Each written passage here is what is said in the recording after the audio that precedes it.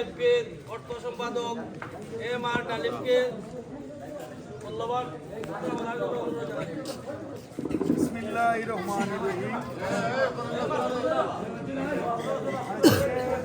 ১ নম্বর সেন্টারের নির্বাচনী আলোচনা সভার সম্মানিত সভাপতি, উপস্থিত আমার শ্রদ্ধাভাজন যুক্তরাজ্য সাবেক বিএনপির যুগ্ম সাধারণ সম্পাদক, বর্তমান সদস্য সচিব আমার প্রিয় চাচা,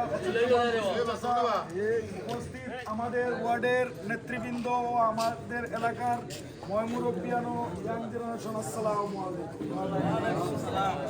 প্রিয় এলাকাবাসী, দেখুন, দীর্ঘ 17 বছর, এই যে আমার চাচা বলে গেছেন দেশে আসতে পারে না, ওনার চাচা মারা গেছে, দীর্ঘ 17 বছর এই ফ্যাসিস্ট উনি শেখ হাসিনার নির্যাতনে এই বাংলাদেশ থেকে মানুষের ভোটের অধিকার, ভাতের অধিকার কেড়ে নিয়েছে।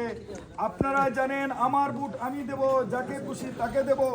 এই সেন্টারে এই যে আমার এলাকার ময়মুরব্বিয়ান আছেন, আপনারা কি বলতে পারবেন কেউ কে ভোট দিচ্ছেন? সবার ভোট জোর করে ওরা নিয়ে গেছে। আমাদের এই বাংলাদেশের শহীদ প্রেসিডেন্ট জিয়াউর রহমান যখন ছিলেন এই বাংলাদেশে, তখন হয়তো 7 কোটি বা আরো বেশি হতে পারে, প্রতিটি মানুষের হৃদয়ের স্পন্দন ছিলেন শহীদ প্রেসিডেন্ট জিয়াউর রহমান। দেশনেত্রী বেগম খালেদা জিয়া, আপনারা দেখেছেন এই বাংলাদেশে জনগণ এবং দেশকে ছেড়ে উনি কোথায়ও চলে যায় না। উনি বলেছিলেন, আমার ঠিকানা পৃথিবীর কোথাও নেই, আমার ঠিকানা এই বাংলাদেশে।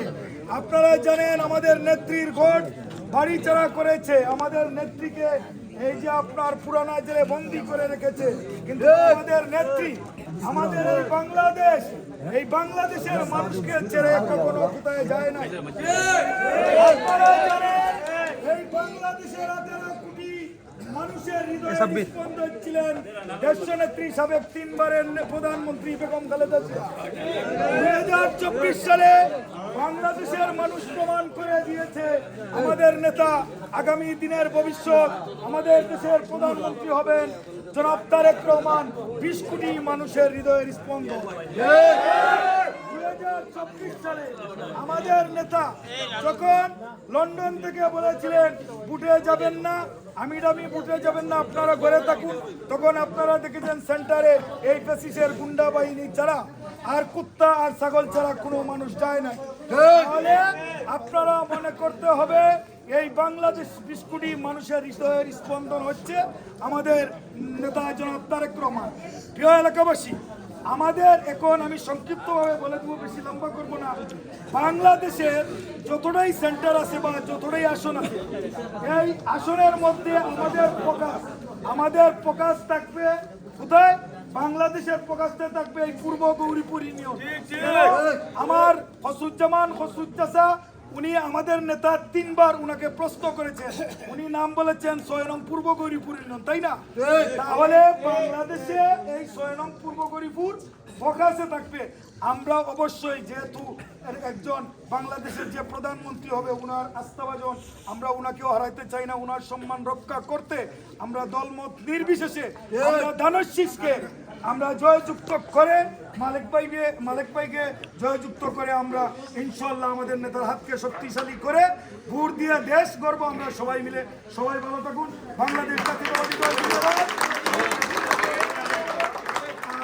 আমাদের দেশনেত্রী বেগম খালেদা জিয়া অমরক, আমাদের নেতা জনাব তারেক রহমান জিন্দাবাদ। আর আগামীকালকে আমি আমার চাচারেও বলবো, আমরা একটা আস্থা এলাকা মিলিয়া আসরের পরে একটা মিছিল করতে চাই। আর আমি অবশ্য এরপরে আমরা কিছু কথা বলার একটা স্থান রাখবো, আর এসার পরে একটা খাওয়া দাওয়ার একটা ব্যবস্থা করবো। সবাই